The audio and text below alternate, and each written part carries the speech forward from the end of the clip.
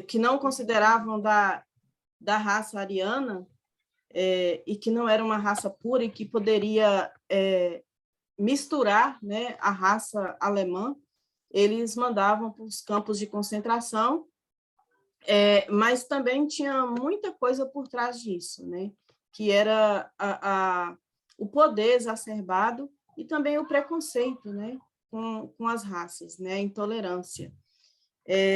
Voltando aqui sobre o Diário de Anne Frank, eu vou só passar um pouquinho sobre a história dela.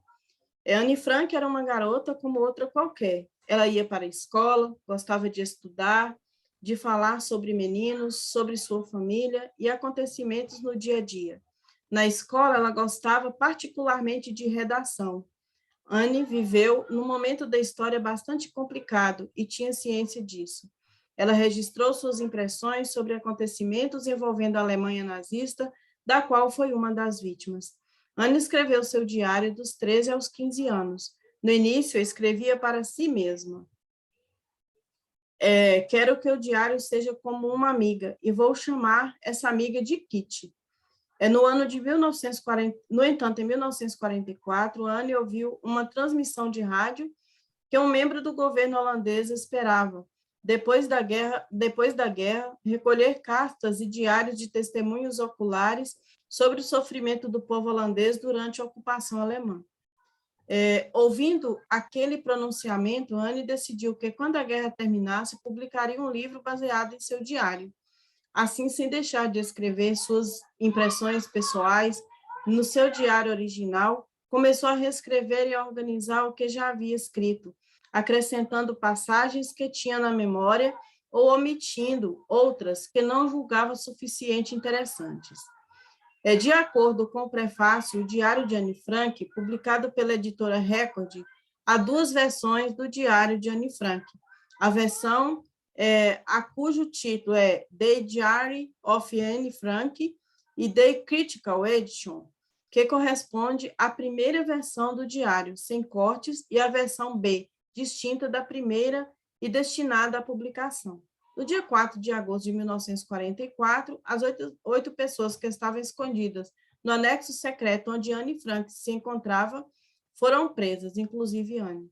Mas, adiante, 2 secretárias que trabalhavam no prédio encontraram os diários jogados no chão e os entregaram depois da guerra ao único sobrevivente da família, o pai de Anne, Otto Frank, que realizou a vontade da filha, publicando o diário em 1947.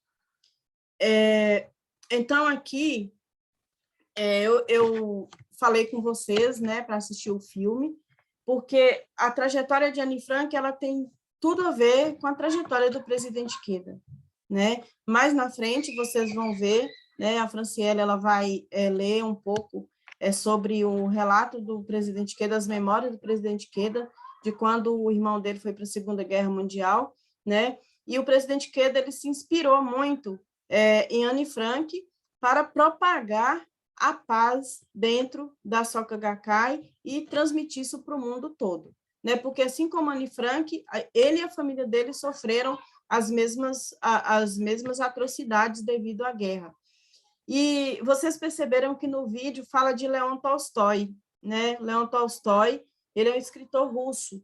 E o presidente Queda também, assim como Leon Tolstói inspirou Gandhi a propagar a paz, a lutar pela paz, ele também inspirou o presidente Queda, né? Então, o presidente Queda sempre cita Leon Tolstói nos seus discursos, né? Inclusive, tem até alguns livros dele que ele fala sobre Tolstói.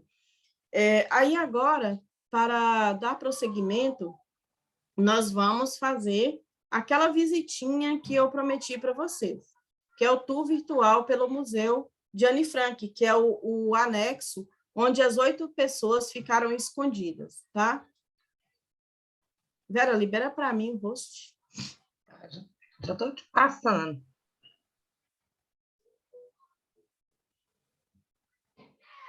Prontinho. Ok.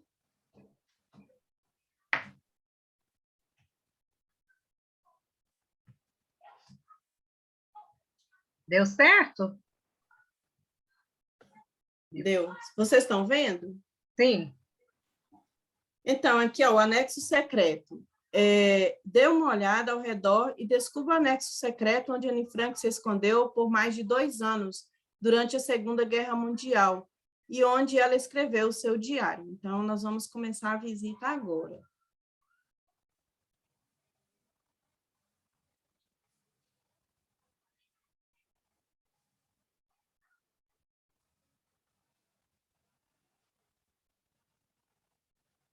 Aqui, ó, aqui é a sala, né? Então, vamos explorar a sala. Explore the room, explore a sala.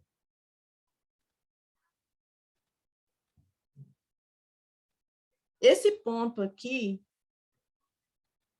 é uma estante, né, de livros, e essa estante ela era uma entrada secreta, né? Então, ela era uma passagem secreta para um outro cômodo. Aí, vamos ver, ela vai abrir aqui, ó. Então, saiu em outra sala, né? Aqui tem escada, que sobe para os cômodos de cima, e aqui nós vamos abrir uma portinha.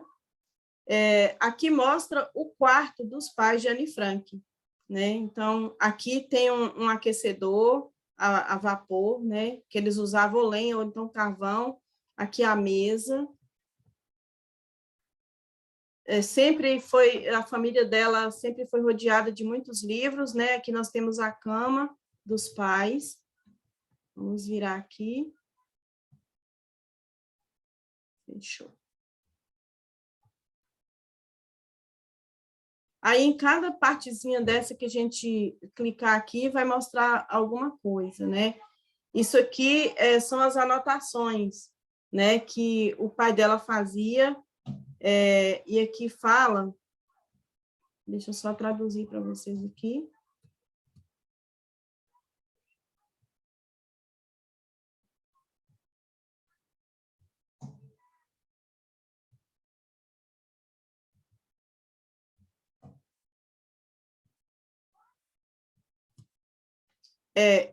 Anne teve um surto de crescimento de 13 centímetros em 2 anos, então é onde a família dela registrava, né, o quanto que ela estava crescendo.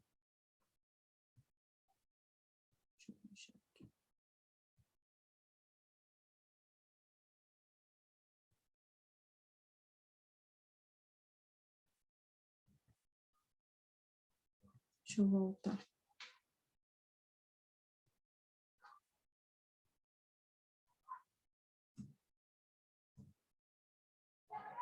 Tá dando para ver? Ainda não. Agora sim. Agora vai começar. Isso aqui é um mapa, né? Hope. Então, era a esperança que eles tinham, né, de que os nazistas eles não iam chegar até a cidade de Amsterdã, né? Eles estavam já invadindo a Normandia, mas aí eles tinham esperança de que os nazistas eles não iam chegar até onde eles estavam. Aí vamos abrir, deixa eu ver se tem mais alguma coisa aqui para a gente clicar para vocês verem. Aqui, ó. Isso aqui são os livros, né, que a família dela estudava muito, né? Então, aqui são os livros do pai de Anne Frank. Aí tem outra coisinha aqui. Isso aqui são os registros, né, que o pai dela fazia, né? Algumas coisas secretas, né, que eles escreviam. Vamos para outra porta. Deixa eu ver aqui onde é que vai dar essa. Aqui era onde Anne Frank, ela tinha o quarto dela, né, onde ela dormia, dividia com a irmã dela foi a primeira que foi para o campo de concentração. Aí aqui é o sapato dela, né, um dos sapatos que ela usava. Deixa eu baixar aqui.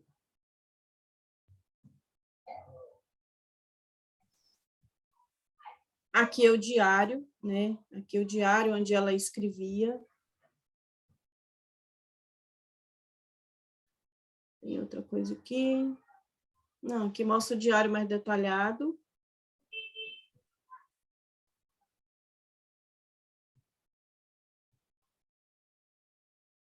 Aí, assim, eles reproduziram, a casa permaneceu da mesma forma que era. Não mudou muita coisa, não. Então, assim, dá para perceber que tinham muitas fotos na parede.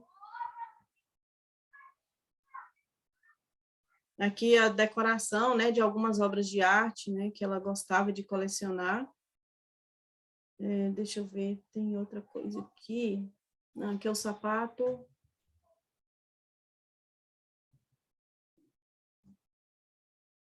Aqui é um binóculo, né, onde ela observava como que estava uma movimentação na rua, porque eles ficavam escondidos. Então, saía, assim, muito pouco e para não se expor.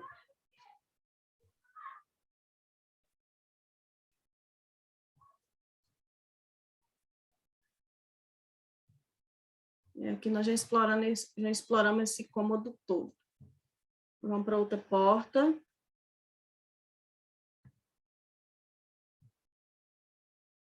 Aqui é o banheiro, né? Onde ela fazia higiene pessoal. Aqui mostra mais uma passagenzinha secreta no vaso sanitário. Aqui fala, né, que ela estava se tornando uma menina já vaidosa também. Ela gostava muito de se arrumar, de ficar bonita.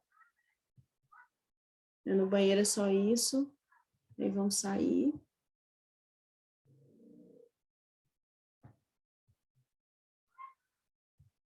Aqui do quarto do pai delas tem outra saída. Aqui é a escada. Aqui era a sala, tipo era a cozinha, né? Aqui tem o fogão, que mostra os utensílios. Nessa mesa aqui, era tipo um local de convivência, onde eles confraternizavam, onde eles discutiam. Aí aqui, ó, tem o que eles reconciliavam também, né, após as discussões. E aqui é um jogo de banco imobiliário, né? Então, para passar o tempo, eles jogavam aquele jogo lá conhecido por todos como banco imobiliário. Então, assim, era bem disputada essa sala por todos. Aí aqui tem um aquecedor, né, um fogão, que servia como aquecedor também, né, aquele antigo ferro de passar, né, um fogão bem rústico. Aí imagina vocês, 8 pessoas vivendo num espaço tão apertado desse, né? Onde um tinha o outro e tinha que sobreviver de qualquer forma. Aqui, essa cama, aqui fala "and first kiss".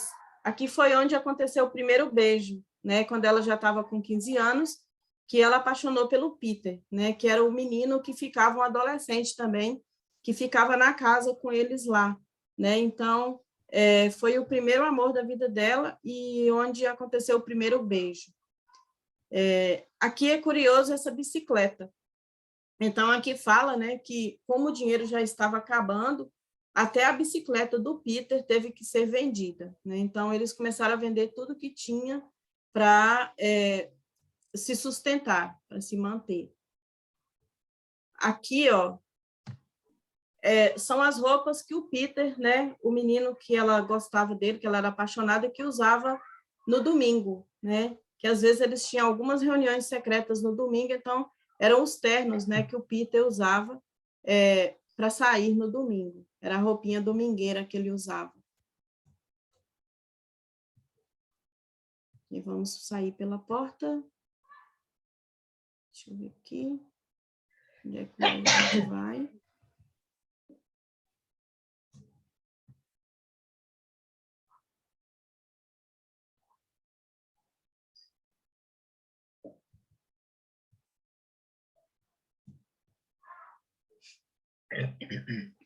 Aqui tem outras portas. Aqui entra no banheiro de novo.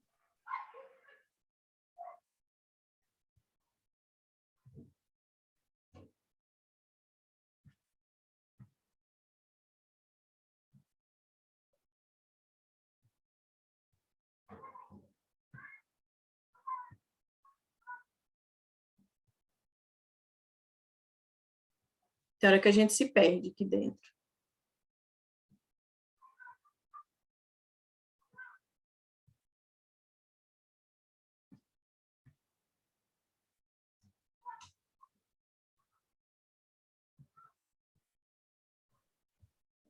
Aqui. Voltou para a escada, aí vamos na outra porta que eu não tinha abrido ainda. E aqui sai na estante, né, de livros, e que é uma passagem secreta, e que sai aqui de novo. Deixa eu ver se eu acho o sótão, que só está faltando o sótão para a gente ver. Eu não estou conseguindo ele aqui. Deixa eu ver. Não, aqui é o local onde que Peter ficava.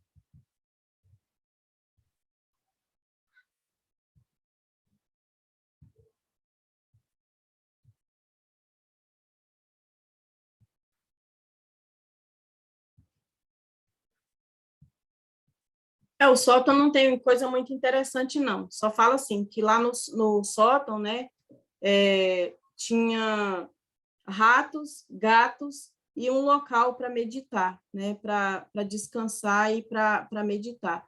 Então, isso é tudo, né, que mostra, né, do museu. Esse museu ele está lá em Amsterdã, na Holanda, né, então é um anexo que eles ficaram escondidos durante 8 anos, e aí, 8 anos não, durante 2 anos, mais de 2 anos, e aí depois desses 2 anos eles foram descobertos, e somente o pai dela e uma secretária que sobreviveu, né? E aí, quem viu o filme vão ver lá que essa secretária entregou os diários para o pai dela. Então, isso aqui, né, era o que eu tinha para passar para vocês sobre a visita. Agora, antes de nós passarmos para os relatos, eu gostaria que Franciele lesse para nós o relato do presidente Ikeda. Boa noite, pessoal. Boa noite. Que história linda, né, gente? Eu me senti no museu lá mesmo. Então, vamos lá. Recordações do meu irmão mais velho, Kishi, ao ser enviado para a guerra. Tá me ouvindo bem? Recentemente, em um lindo dia, 24 de maio, foi realizada uma reunião de líderes de regional em comemoração do 70º aniversário de fundação da Sakugakai, no Auditório Memorial Makiguchi de Tóquio. A imagem dos nossos companheiros que se dedicam diligentemente a atingir o nobre objetivo do Konsen-Rufo era tão revigorante e inspiradora que é difícil descrever em palavras. Como são grandiosos seus incríveis esforços para promover nosso movimento, seu espírito de luta audaz para navegar em meio às intensas tempestades, sua forte oração e suas ações comprometidas para derrotar por completo os inimigos do Buda, embasados nos princípios eternos e no poder invencível da lei mística.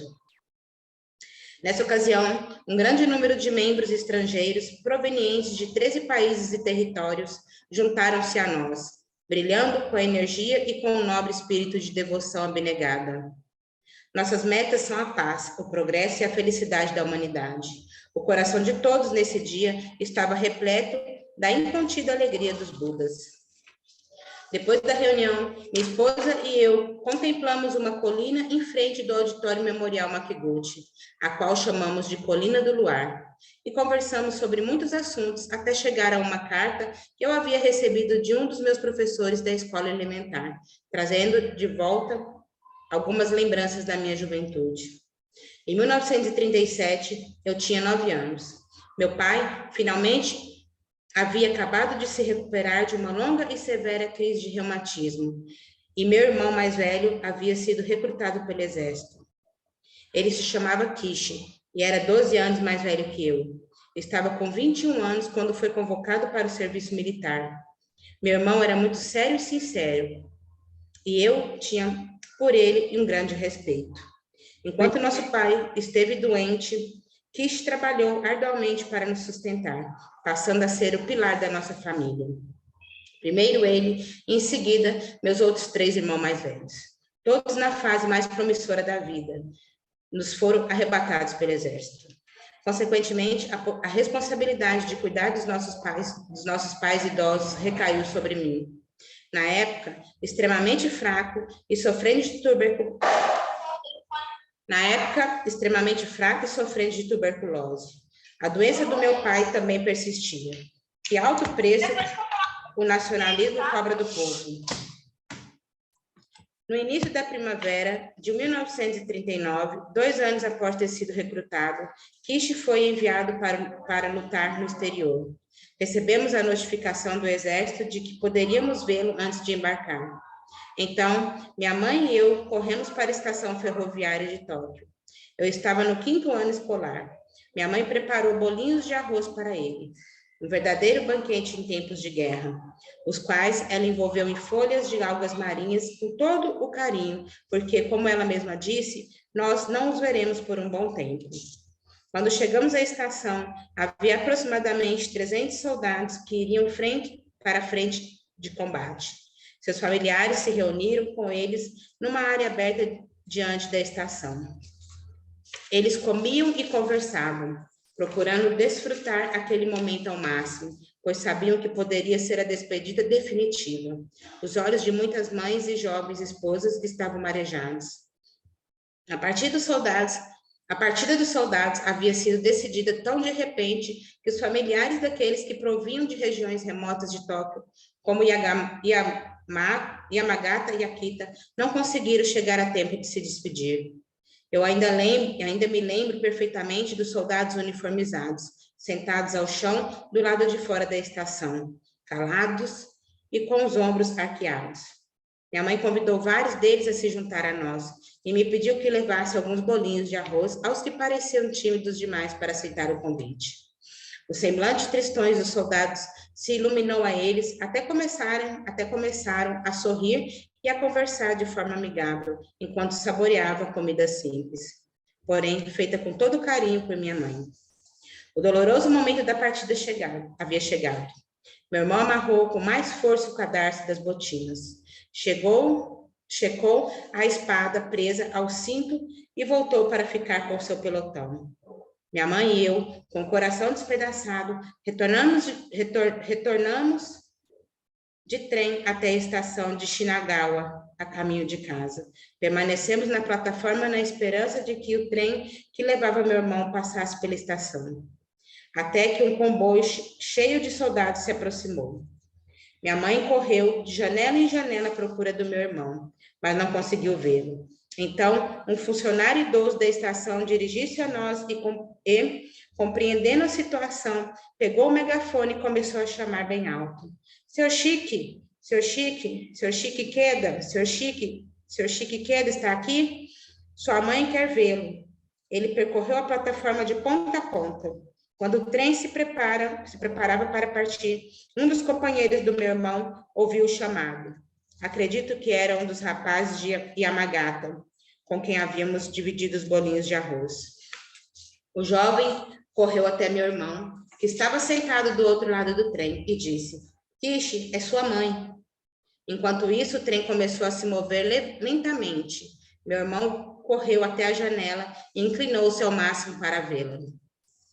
Kishi, cuide-se bem, disse minha mãe, enquanto corria para acompanhar o trem, que começara a acelerar. Meu irmão assentiu em silêncio e acenou vigorosamente. Minha mãe e eu continuamos ali com os braços estendidos bem alto, dando adeus a Kishi até o trem se perder de vista. Em 1941, Kishi obteve uma licença temporária na China e voltou para casa. Foi quando me disse, com a voz trêmula de ira: não há palavras para descrever a crueldade do exército japonês. Meu pai fez uma observação, em particular para minha mãe. Nós não sabemos quando ele será enviado de volta para o campo de batalha. Ele deveria pensar em se casar enquanto tem chance. Ele disse a Kishi: como primogênito, você deve escolher uma esposa. O que você acha? Essa preocupação começou a estender-se à família.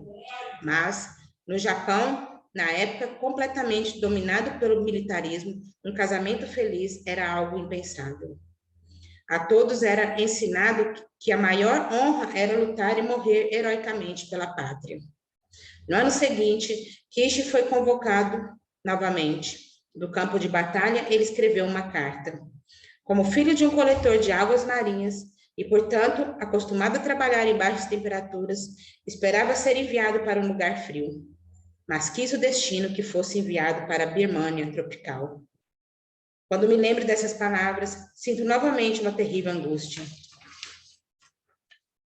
Tempos depois, Kish tornou-se uma das vítimas da campanha Impal, tentativa fracassada do Japão de dominar Impal, ao noroeste da Índia, através da Birmânia, atual Myanmar, durante as etapas finais da Segunda Guerra Mundial, famosa por ser uma das piores operações concebidas pelos militares japoneses.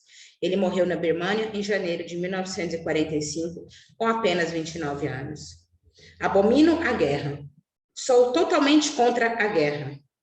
Muitos jovens de minha geração foram incentivados pelo governo militar a ir orgulhosamente para a frente de batalhas e dar a própria vida. Os familiares que ficavam eram louvados pelo sacrifício dessas vidas como mães militares e famílias de soldados em combate. Termos considerados como títulos honoríficos. Mas, na realidade, quanta dor, tormento e sofrimento isso não causou. Mas, na realidade, quanta dor, tormento e sofrimento isso não causou ao coração daquelas pessoas. Como eram profundas feridas provocadas pelos falsos louvores e pela falsa comiseração daqueles que não compreendiam essa angústia interior infligidas às mães e aos filhos abandonados. O amor e a sabedoria de uma mãe são grandes demais para serem enganados por frases falsas, tais como pelo bem da nação. Durante a guerra, todas as estações do ano pareciam inverno. Quando finalmente o conflito terminou, o novo sol, com seus raios de paz, começou a despontar no horizonte, sereno, porém brilhando com intensidade. No dia 15 de agosto, ouvi pelo rádio o imperador anunciar o fim da guerra. Estava na casa de parentes em Magome, bairro de Ota, em Tóquio, onde havíamos nos refugiado. Tinha na época 17 anos. Os complexos sentimentos daquele momento permaneciam gravados indelevelmente em meu ser. Eu me oponho totalmente à guerra. Por essa razão, respeito altamente Makiguchi Sensei e Toda Sensei, que foram presos pelo governo militar, e os considero autênticos defensores da verdade e da justiça. Eis porque prontamente me tornei discípulo desses grandes mestres da Sakugakai. Acima de tudo, sinto orgulho de seguir os passos desses dois presidentes que deram a vida abnegadamente por sua fé em Nichiren Daishonin, o Buda da paz eterna. Estou decidida a lutar contra qualquer um que apoie ou defenda a guerra. Combaterei as forças destruidoras e obscuras do mal. Um batalhão de 10 milhões de Budas armados com força de seu espírito e comprometidos com a causa da paz duradoura e genuína se une a mim nessa luta. Obrigada, pessoal.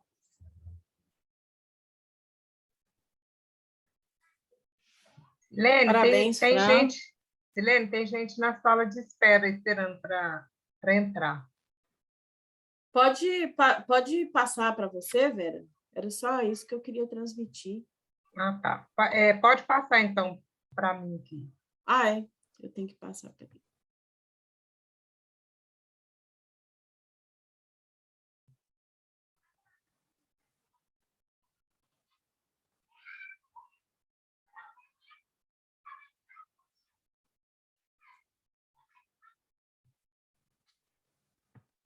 Pronto. Pronto. Já aceitei a sala de espera.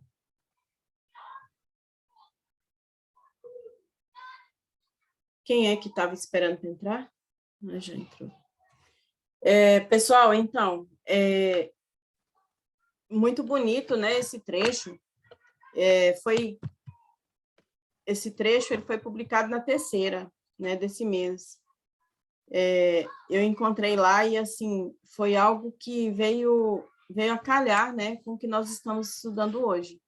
Então, aí dá para vocês entenderem a relação que o presidente Ikeda tem com a história de Anne Frank, né, e porque ele é um admirador dessa obra literária e também dessa história dessa menina, né, que sofreu tanto juntamente com sua família. E o presidente Queda, ele fala, né, que somente quem já sofreu na pele, né, as dores, né, que são impostas pela vida, vai entender o sofrimento do outro. Então, dá para entender também por que, que a organização ela tem tanto esse propósito de propagar a paz pelo mundo, né? E falar que a paz começa no coração das pessoas. E, principalmente, que as mães, elas são as grandes pioneiras, né? Para evitar que aconteçam as guerras. Porque são as mães que educam os filhos, elas que são mais próximas dos filhos. Então, nós, como mães, nós temos que direcionar nossos filhos, né, para o caminho do bem, para o caminho da verdade e da justiça. E não incentivar os nossos filhos a serem combativos, a sair brigando na rua, a revidar as ofensas das outras pessoas, né? Tem várias formas da gente revidar ofensas sem partir para a violência e sem partir para a agressão física, né? Então, assim, é muito interessante nessa parte que o presidente Queda conta da história da vida dele. E agora nós vamos passar para os comentários sobre o filme. Né? Quem assistiu o filme, eu gostaria de ouvir, né, qual foi a parte que mais tocou, qual foi o ponto mais relevante, né? O que esse filme trouxe de mensagem para a vida de cada um. Pode começar, quem quiser começar, sinta-se à vontade, eu não vou pressionar ninguém para ser o primeiro, não. Sintam-se à vontade agora para falar. Quer começar com o vídeo do Davi? Pode colocar. Tá, espera aí, então. Vou compartilhar ele aqui.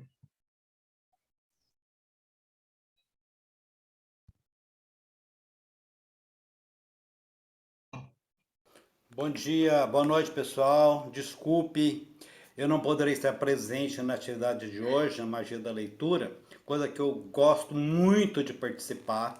Sempre gostei muito, sabe? E infelizmente eu tenho ensaio hoje, como todos estão sabendo, né? Vai ter uma estreia no dia 8 e 9 e 10 de abril, na Casa da Cultura, espetáculo sobre Araguari, e eu estou participando, como está sabendo. Então, infelizmente, eu tenho ensaio hoje. Mas assim, que eu quero falar. Assisti o filme, já tinha assistido a primeira versão, que foi feita na década de 80, se eu não me engano, já tinha assistido. E assisti agora a nova versão, né, que foi feita em 2009, que retrata, né, ambas as histórias, são uma história verídica, né, história real. Jenny Frank, que era uma menina cheia de vida, que lutava por seus ideais, que ela sempre lutou, ela se cresceu uma pessoa grandiosa, né? E ela escreve, vai contra, né, sua regime, ela consegue escrever na simplicidade dela, de menina, né, de 13 anos, ela vai, né, contra todo o sistema, né, escrevendo cartas, deixando depoimentos que ela fazia, né? E o negócio chamou atenção no filme, assim, a maneira que os pais tratavam ela, sabe?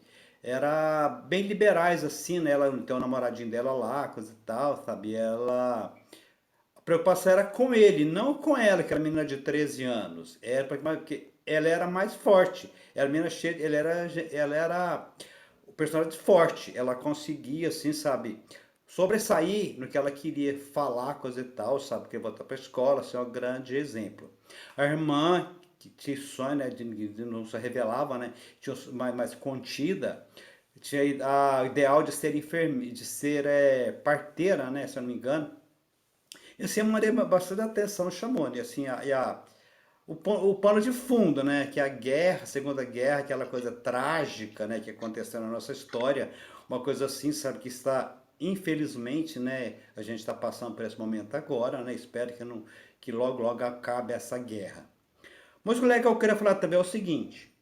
Nova Revolução Humana, volume 4, nessa Queda, ele fala do porquê dessa Segunda Guerra, por que a perseguição aos nazistas.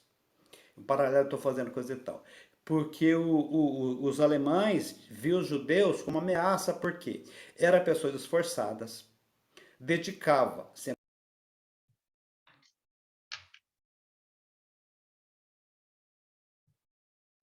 Bom dia, boa noite, pessoal. Desculpe, eu não poderei estar presente na atividade de hoje. Acho que ele não acabou de gravar o vídeo todo. Mas acho que deu para todo mundo entender, né? Mais ou menos. Deu. Agora, quem gostaria de comentar sobre o filme? A Eu experiência que gostaria. teve? Selma? Selma, sim. É assim, eu vendo o filme ali, eu prestei muita atenção na postura da Anne Frank, né? Não sei se eu falo assim o nome dela. Apesar de achar, pela época, pelo que eles estavam vivendo, achei sempre assim as ideias dela bem avançadas, né? Por ser uma menina. Então, assim, e jamais que a gente fala muito no budismo sobre esperança, e ela, apesar de viver aquela tensão de estar escondida, com medo, né? Ficar 2 anos lá sem ter convívio, só conviver lá com o pessoal dela mesmo, dependendo da ajuda dos outros, ela tinha muita esperança ainda, ela sonhava, né? Ela tinha esperança que ia acabar, então ela nunca perdeu essa esperança. E o que eu achei mais forte nela foi isso, né? Que hora nenhuma ela achou que ia acabar do jeito que acabou, né? Ela tinha esperança que ela sonhava em um dia aquilo acabasse, ela ia ser escritora, né? Então ela tinha até esse pensamento para o futuro, né? Então foi o que mais marcou foi isso, essa esperança que ela tinha, né? E assim ela tinha e é igual, teve uma parte do filme também que ela não concordava, assim, porque a mãe dela era submissa, né? Então ela era uma mulher à frente do tempo, né? Dela. Ela não concordava com aquela submissão da pessoa não ter opinião, e ela tinha muito, né? Então foi isso que eu achei mais marcante, foi isso, né? Claro que tem muita coisa no filme, mas eu achei isso, a esperança que ela tinha, ela sonhava, né? Ela já tinha até para o futuro dela, ela não achou que ia acabar ali, né?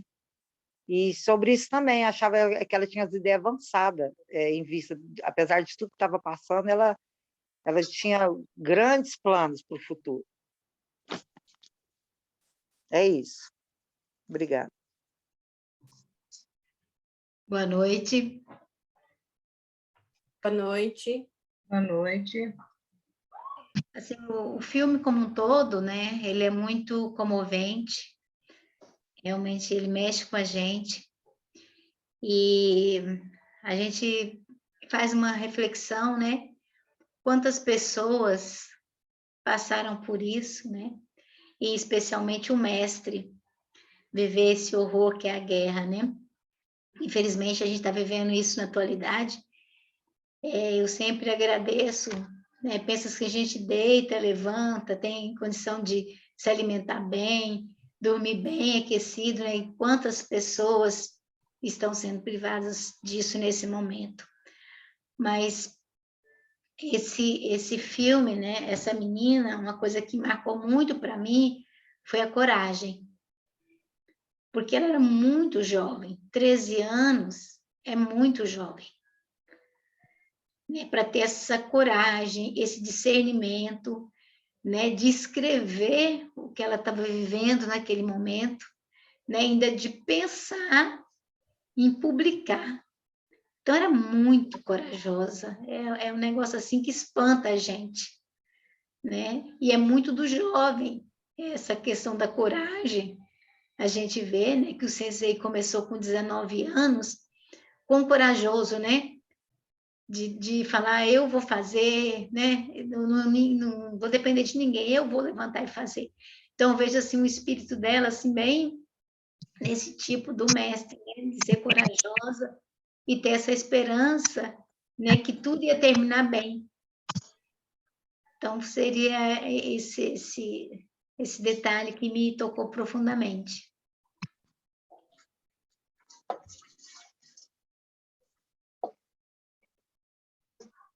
Parabéns, Palmira. Obrigada pela contribuição. Quem é o próximo?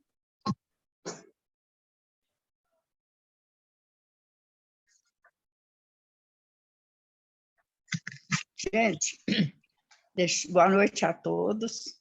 Eu assisti o filme inteirinho, só que eu não consegui ler quase nada. Fiquei deduzindo o que eu estava vendo, estava parecendo filme mudo. E eu só fiquei prestando atenção na garra daquela menina, em tudo que ela passou, tudo que o povo passou, na maldade que eu vi aquilo, considerei aquilo como aquele povo estava passando pelo demônio do sexto céu, que aquilo não era outra coisa, e a garra que aquela menina teve de ainda escrever, passar tudo que ela passou, mas não dou conta de falar muita coisa, não, porque eu cheguei até a chorar no filme. Entendi pouca coisa, assim, porque para mim ficou mudo. Porque eu não consigo, quando eu li uma palavra, eu tinha passado mais de 50 palavras. Não dá conta de ler aquilo.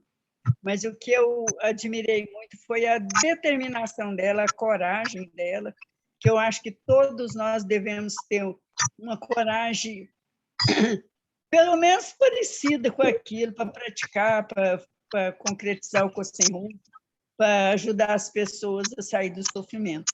É isso que eu tinha para dizer. Obrigada. Parabéns, Ana Terezinha. Muito obrigada. Quem mais? Sr. Genival, Sandra, Vera. Eu, Silene. Fran. Assim, uma parte que me tocou muito foi a amizade das duas lá, né? A sinceridade, né? Entre elas lá, né? O que ela fez para poder salvar a amiga, né? Então, assim, eu achei muito sincero, né? Por ser criança, né? Pela idade delas lá. Uma sempre esperando a outra. Então, assim, isso daí me tocou bastante. Obrigada, Fran. Quem mais? Wanda, seu Osíris que assistiu o filme. Aproveita que hoje a aula é toda de vocês. Vocês têm a oportunidade de falar até... Boa noite. Boa noite. Pode falar, Osíris. Boa noite. Assim, né, eu assisti, né, o filme, né, e uma coisa assim, eu fui vendo no começo, tudo, né, e aí quando surgiu, né, começou a guerra, né, então, assim, eu lembrei, né, do Sensei, né, naquele momento, né, que é da guerra, que ele enfrentou, igual passou agora, né, e assim, e o carinho daquela menina, né, que ela tinha aquele respeito, né, com as outras pessoas, né, e ajudou, né, naquela prisão, né, cruel, né, ajudou a cuidar da outra, né, para não sofrer, né. Então, assim, foi e a mãe dela, né, preocupava igual a mãe do Chiite, né, com ela, né, ficava desesperado, né. Então, aquilo, assim, é uma coisa que toca muito na vida da gente, e o que nós estamos passando hoje também, né, no mundo, né, com a guerra lá, com o Putin, né, a mesma coisa, aquele pai dela parece com o Putin, né, então, assim, eu fiquei assim abismado, porque até meia-noite, 1h da manhã assistindo, prestando atenção, né, então, assim, uma coisa que a gente tem que colocar na vida, né, que a gente sempre pode passar por uma coisa daquela, um dia, né, um filho da gente, né, por uma guerra, ela nunca ela está exposta para o mundo inteiro. Então, assim, a gente preparar nossos corações para proteger as outras pessoas, né? Então, assim, que eu achei muito emocionante aquele filme, tá? Muito obrigado. Obrigada, seus Íris, parabéns. Na verdade, a gente vê o ideal, né? Ela tinha um ideal e a determinação dela é que aquele ideal fosse avante. Então, se não fosse essa determinação dela, o coração, a firmeza dela, certamente não conseguiria o que conseguiu, que o pai dela sobreviveu e resolveu publicar o diário dela, e foi como, se não fosse isso, como que ia saber dessas atrocidades? Quer dizer, teve outras fontes de informação, mas através dela, e assim, o tanto que é importante a relação que tem essas pessoas, Além do tempo, com o Sensei, né? Ele, em várias vezes, ele menciona a Anne Frank, desde quando eu comecei a praticar, e eu lembro dele, assim, em alguns pontos. Esse dia para trás, eu fui no shopping, tinha uma promoção de livro lá, eu até achei um livro, esse livro, e comprei. Mas é interessante a gente poder se espelhar e fazer disso também, porque, na verdade, muita gente não sabe, parece que não tá nem aí. Nós temos que preocupar e incentivar mais jovens a participar, porque o que eu estou sentindo é que, sabe, parece que está muito distante as pessoas. Nós temos um time bom, mas as pessoas, para ser incentivadas, tá por aí. Mas é isso aí que eu queria falar sobre.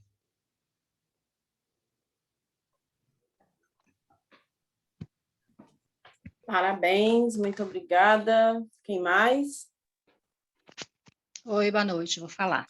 Eu assisti também A Melhor Amiga de Anne Frank, né?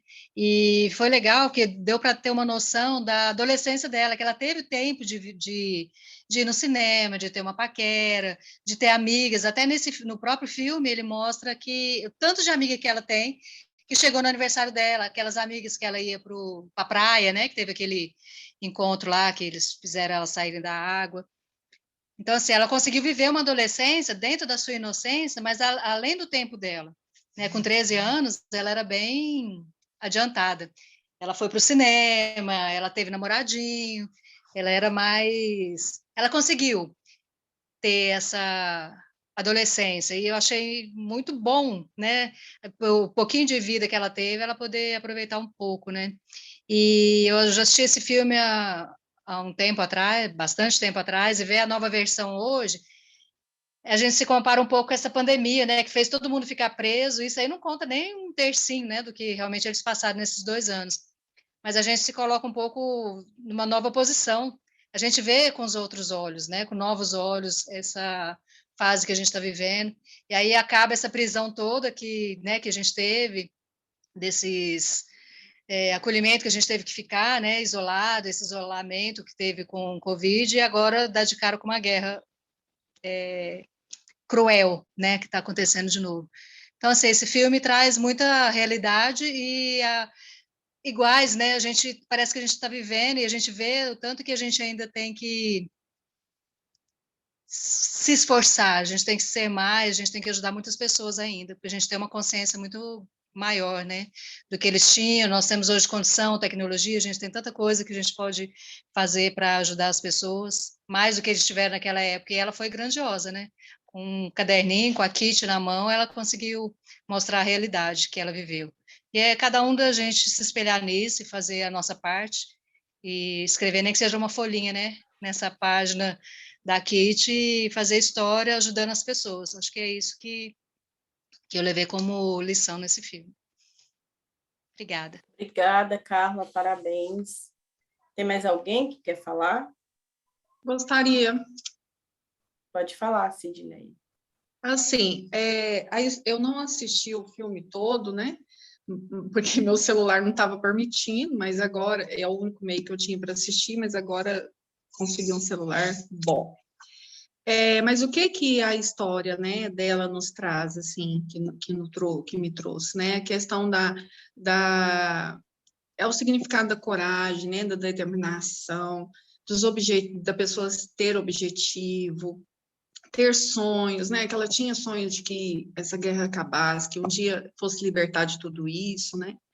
E assim, e trazendo para o mundo hoje atual, né? A gente tem, assim, lógico que naquela época as dificuldades eram bem mais, né? Exigia muito mais coragem devido ser uma guerra, essa perseguição toda, né? Mas, assim, a coragem dela também e o foco, o objetivo, assim, de ser uma menina tão nova, né, e focada, nos traz para os dias atuais, com alguns jovens, né, que são ativistas, tipo aquela menina tão novinha, acho que é Greta, eu esqueci o nome dela agora, né, que ela é ativista, questão das questões Greta mesmo. Traz para as questões ambientais, tão novinha já despertou para isso, né? E ela se posiciona frente aos governantes, viaja pelo mundo, né? Então, assim, isso nos traz assim, o quanto é importante, né? Igual o senhor Genival falou, o incentivo aos jovens, né? O quanto é importante incentivar eles a participar, a lerem, a ajudar, né? Eles a ter formação de opinião e ter essa coragem mesmo, né? Esse posicionamento. E aí eu vejo, né? Quanto nossa responsabilidade como mãe, como mulher, como cidadã, né, como profissional, principalmente, né, assim, a gente sabe que os profissionais da educação se desdobra demais, né, então, assim, a nossa responsabilidade, né, perante aos jovens é muito importante, né, para ajudá-los a se despertar para isso, né. É isso, assim, gostei muito, por isso que eu sempre gosto de participar das atividades, porque eu aprendo tanto e eu tenho muita gratidão, viu? Obrigada. Obrigada, Sidneia, parabéns. Gente, eu estou orgulhosa de vocês. Quando eu coloquei a proposta, né, do filme, eu fiquei assim, preocupada. Eu falei, nossa, 2 horas de filme, mas assim, dá para ver assim, que vocês estão dando um retorno muito grande, né? Então, isso é muito bom perceber que tem pessoas interessadas em se desenvolver, em aprender mais, né? E seguir os ensinamentos do presidente Queda, né? De querer melhorar mais ainda e estar assim alinhado com o coração do mestre, né? Então isso é muito importante. Eu falo que essa turma para mim assim é muito querida e muito importante. É um projeto de vida, né? A magia da leitura para mim é um projeto de vida e assim encontrar com vocês toda sexta-feira para mim é algo grandioso, sabe? É algo assim impagável. Tem mais alguém que gostaria de falar? A Sandra, a Fran já falou, a Rosa. Falta a Rosa, a Wanda. Vandinha está quietinha. Pois é.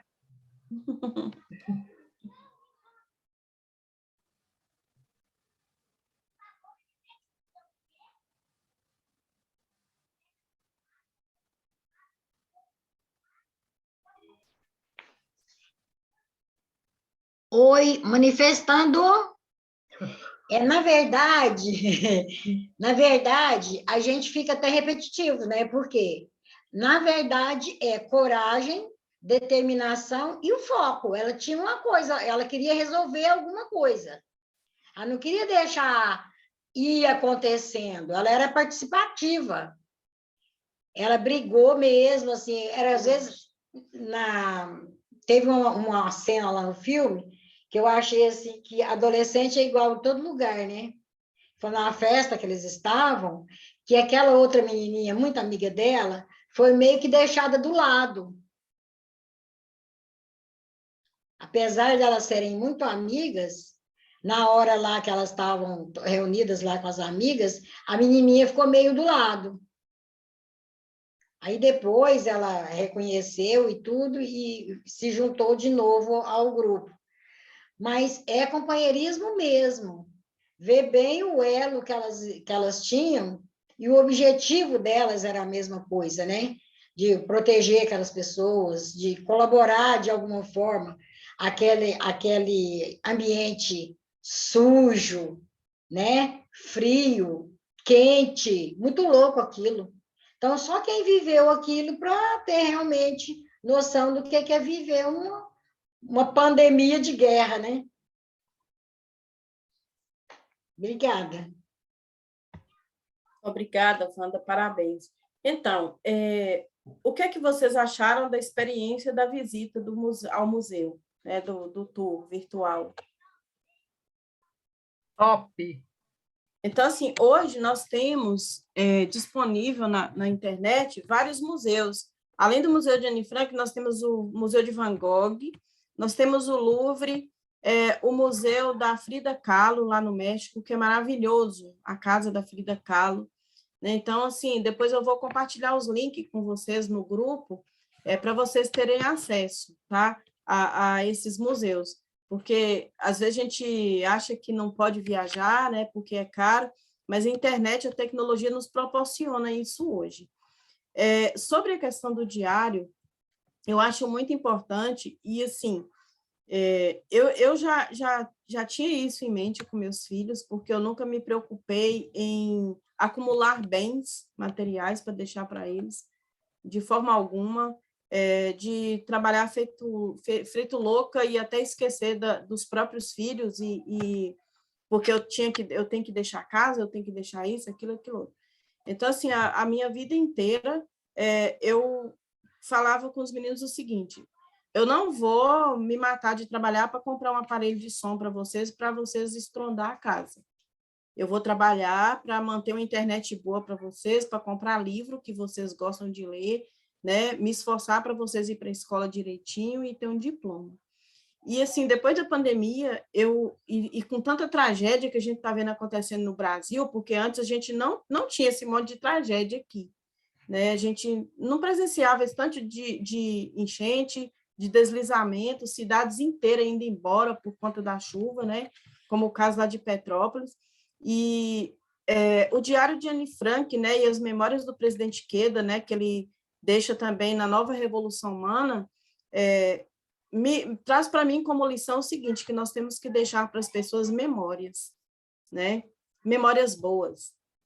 Então, assim, dar condições para que os nossos filhos eles sejam independentes, tenham bom caráter, para que eles possam trabalhar para se sustentar e construir a própria vida deles, né? Mas deixar memórias, né? Igual, assim, o Júnior vai embora dia 10, e aí hoje, mais uma vez, eu falando para ele, falei assim, eu quero deixar para vocês memórias, porque a gente percebe que tem muita gente que passa a vida inteira construindo castelos, e, de repente, vem uma chuva e leva esse castelo embora com o maior bem que eles têm, que são os filhos, né? A gente vê, igual lá em Petrópolis, foram filhos embora junto com a casa, com a chuva, né? E ficou só um membro da família. Aí, hoje, eu falando para ele de novo, falei assim, eu quero deixar para vocês memórias da comida que eu fazia, das palhaçadas que eu fazia dentro de casa, das burradas que eu fiz na vida. Então, assim, que vocês lembrem disso, assim, com muito carinho, né? Então, para mim, eu não me arrependo de não ter construído um império de bens materiais para eles, né? Mas, assim, por exemplo, o Júnior, ele vai fazer mestrado na área de jornalismo, e ele tem, assim, um senso de justiça tão grande, até inspirado no próprio presidente Queda, né, que a pesquisa dele é sobre discurso de ódio, né, sobre essa questão de discriminação, de calúnia, de discurso de ódio, de fake news, né. Então, assim, a pesquisa dele, o projeto dele foi aceito, né, na Universidade Federal do Rio de Janeiro, e ele passou em primeiro lugar, né, concorrendo com o Brasil inteiro. E aí, assim, ele fala que ele quer aprofundar e ele quer estudar e deixar alguma coisa escrita para oportunizar as pessoas a não continuar com esse discurso de ódio que a gente vê na sociedade, né? Então, ele fala que a pesquisa dele é justamente para isso, é para evitar que pessoas sejam mortas e que pessoas sejam injustiçadas por discriminação, né? Então, eu acho que é isso que a gente tem que deixar para as pessoas. Essa aproximação com o mestre, né? De eles ter sensibilidade, os filhos nossos ter sensibilidade de que eles têm que devolver para a sociedade todos aqueles benefícios que o nosso Daimoku nos proporcionou, né? Porque a gente faz muito Daimoku, pratica o budismo e recebe muitos benefícios. Então, nós temos que devolver para a sociedade em forma de coisas positivas, né? Então, muito obrigada a vocês. E agora eu passo a palavra para a Rose Carla. Olá, boa noite a todos.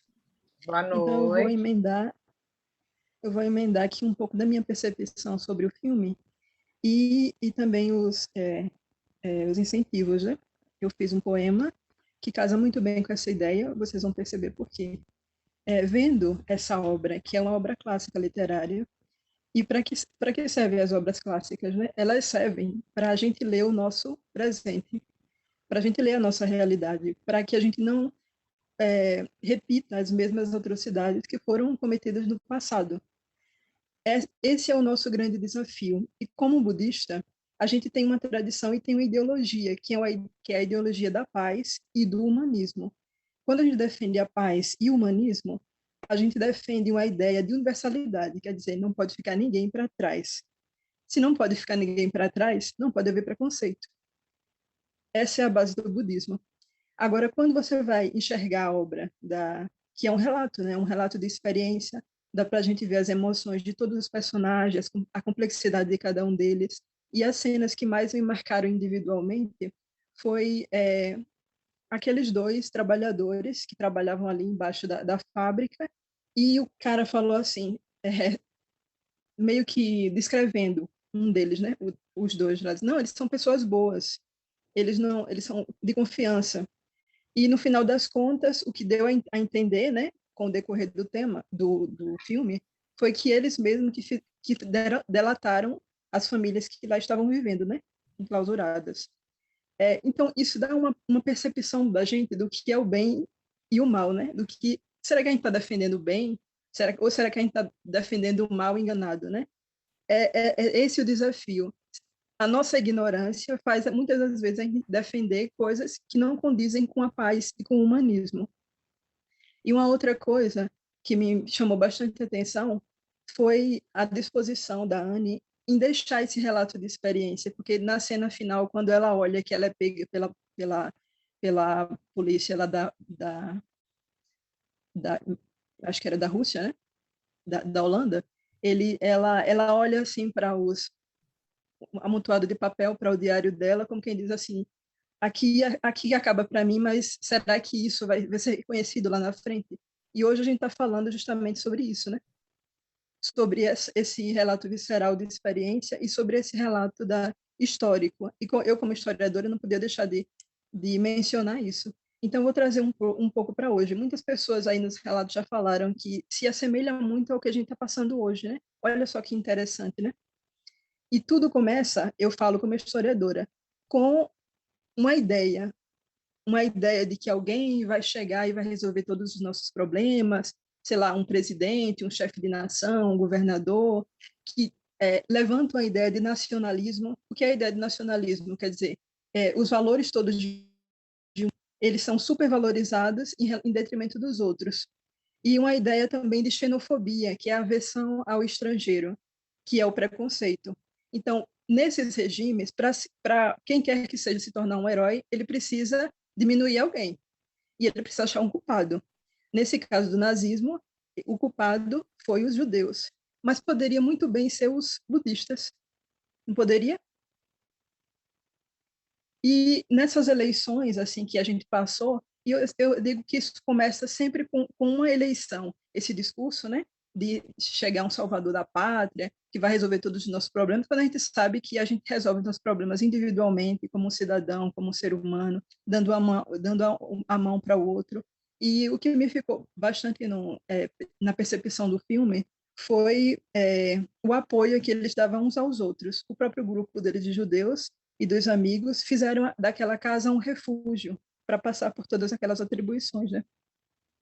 Então eu fiz esse poema que vai tratar, vai dar uma ideia através das palavras do que a gente veio passando também na pandemia, até chegar ao período da guerra e de perseguição também a outros povos, e também dessa relação que a gente precisa acolher as pessoas nesse momento principalmente, mas a vida inteira, para que essa perseguição não aconteça, porque eu falo também como nordestina, que só vocês estão percebendo pelo meu sotaque, né? Nesse período das eleições aqui no Brasil, principalmente em 2018, eu via os discursos de ignorância, de ódio, principalmente contra os nordestinos, e eu sentia muito isso na pele. E eu via esse cenário de pré-guerra meio que se estabelecendo, sabe? Só que eu não fazia ideia de que a gente ia ver uma pandemia, que a gente ia ver enclausurado, que ia sofrer tantas coisas. Então, vocês vão perceber que o poema é mais ou menos assim. É uma gradação, né? Vamos ver. A eleição, o ódio, a destruição, as inimizades, a gripe, as mortes, a morte, a falta de abraços, a falta de quem abrace, a perda dos direitos, os preços, o fogo, a seca, as chuvas, os deslizamentos, a ignorância, a ganância, a guerra, os refugiados, os órfãos, os desalentados, o desalento. E você, dizendo oi pequena, a meu oásis particular, o mundo parece bom. O amor não é fuga, é refúgio. Então, é esse poema que eu queria apresentar para vocês, que se chama Refúgio, né? Então, que a gente seja, nesse período difícil, o refúgio para alguém que está sofrendo, para alguém que está sendo perseguido de alguma maneira, e que a gente não deixe, que a gente saiba identificar daqui para frente, no futuro, novas eleições, novos discursos de ódio, novos discursos que propagam a ignorância, que propagam a guerra, né? Que a gente saiba identificar isso para que essas pessoas não subam ao poder e não dê espaço para que elas persigam quem quer que seja, porque ninguém merece isso. Então é isso que eu queria falar. Muito obrigada e boa noite.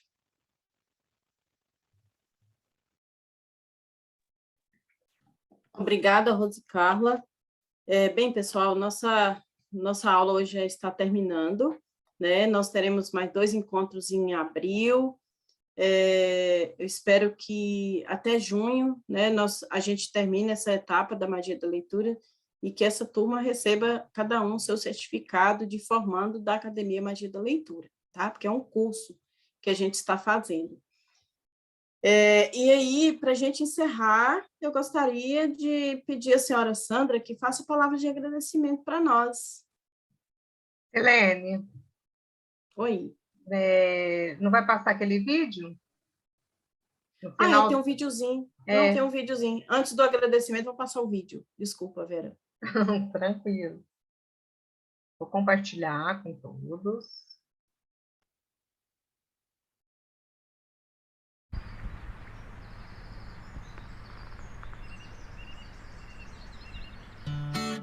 Olha só que bonito esse poema, de tão singular cê vai gostar. Olha só que bonito esse poema, de tão singular cê vai gostar.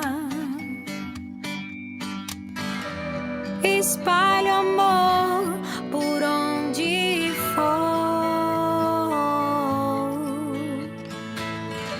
sorria todo dia, esteja em boa companhia.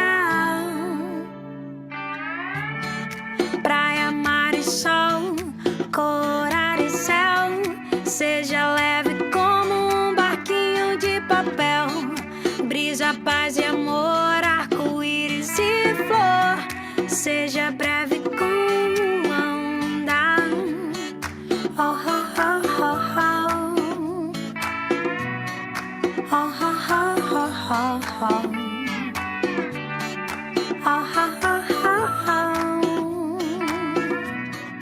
Oh, oh, oh, oh, oh. Olha só que bonito esse poema, de tão singular cê vai gostar. Olha só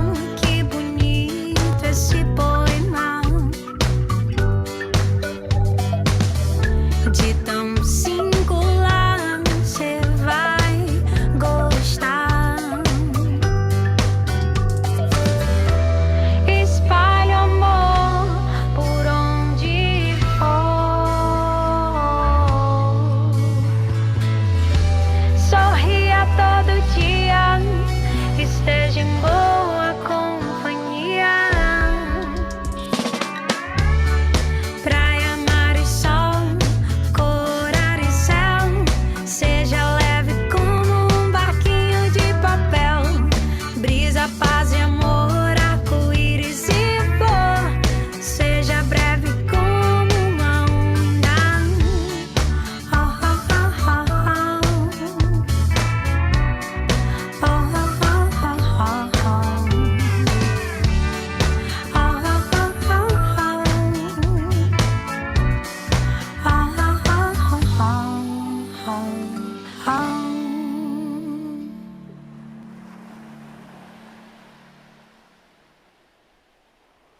Pronto. Agora, palavra de agradecimento com a senhora Sandra. Boa noite a todos. Realmente foi uma atividade maravilhosa. Nós, como sempre, aprendemos bastante com as aulas da magia da leitura, né? Nossa, poxa vida, dessa música aí fechou, né? Então, assim, realmente praticar realmente o amor, que a gente precisa praticar mais.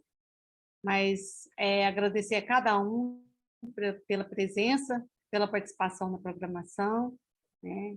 E que na próxima podemos nos encontrar novamente, tá bom? Boa noite, obrigada a todos. Pessoal, antes da gente fazer o encerramento, vamos tirar a nossa fotinha, né? Quem puder abrir a câmera. Seu Osíris, eu gostaria que a senhora abaixasse um pouquinho a tampa do seu notebook, porque está aparecendo só o seu olho.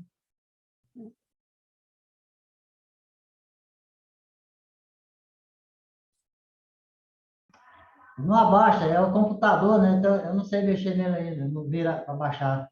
Ah, tá. Tem jeito de o senhor levantar um pouquinho ou chegar mais próximo? Assim? Aí, vou ficar em pé. É porque não tem jeito de coisar, né? Porque senão parece só o olho do senhor. É por causa tem que se conectar, eu não sei. Ah, tá. Quem puder abrir a câmera, pessoal, para a gente fazer uma foto bem legal. Vai sendo só a cara. A Rosa vai abrir a dela, seu Osíris?